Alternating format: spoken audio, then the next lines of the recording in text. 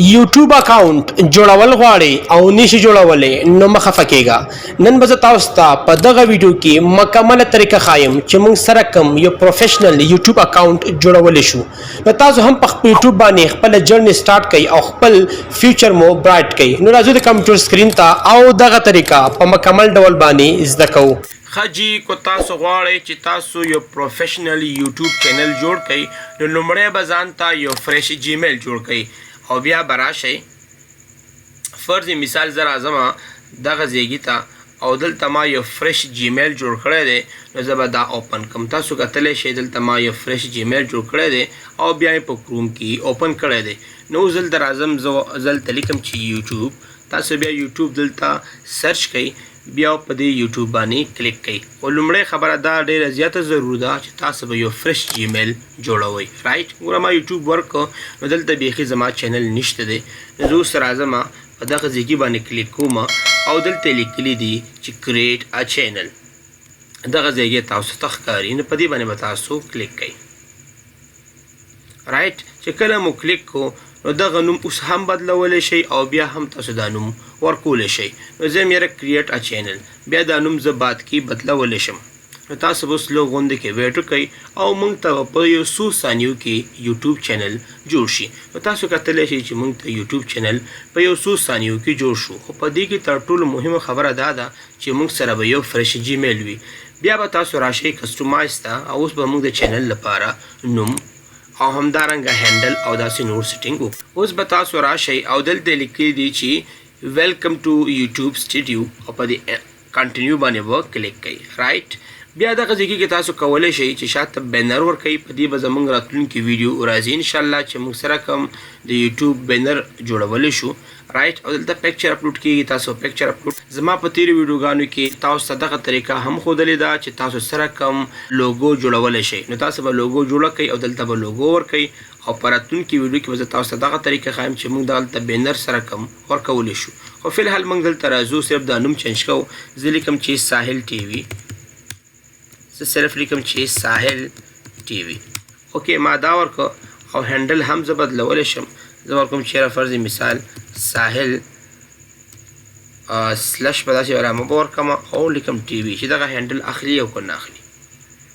دغه هینډل یې وانغوستو زه په دې باندې کلیک کوم ګوره دغه هینډل به واخلي. نو دا یې زما سره هینډل شو. رایټ او دلته زه یو ډسکرپشن ورکوم.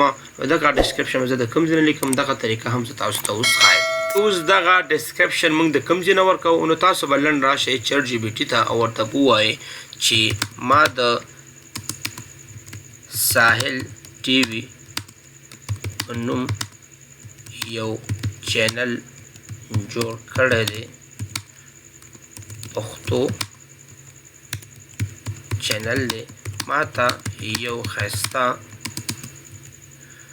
ډسکرپشن راکړه. تاسو ته اوس یو ښایسته غوندې ډسکرپشن درکړي او تاسو صرف دا کاپي واخلئ. کتلی شئ چې ما ته یې ډېر ښایسته ډسکرپشن راکړو. دا کاپي واخلئ چې سمپل او دلته راشئ او دلته یې کنټرول وي پیسټ کړئ. رایټ او ستاسو چینل به جوړ شي. دلته لیکلي دي کنټیکټ انفو. دلته تاسو خپل جیمیل هم ورکولی شئ او که نه ورکوئ هم څه پروا نه کوئ.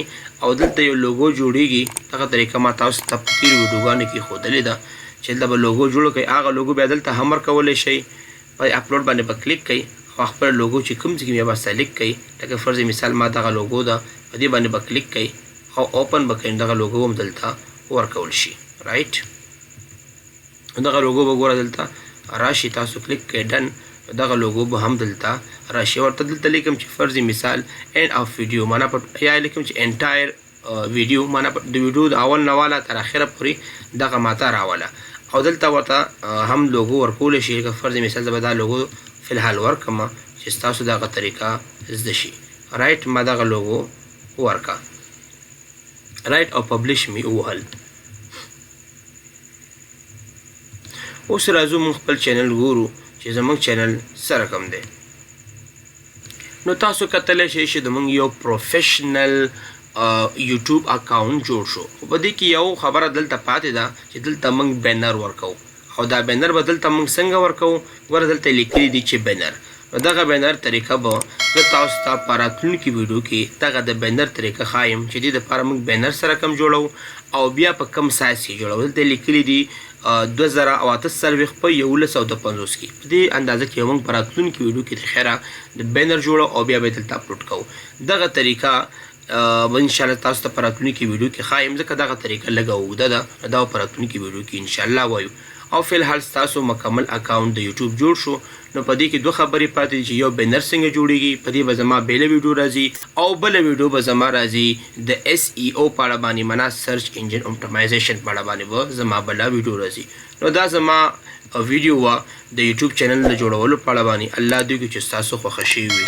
والسلام.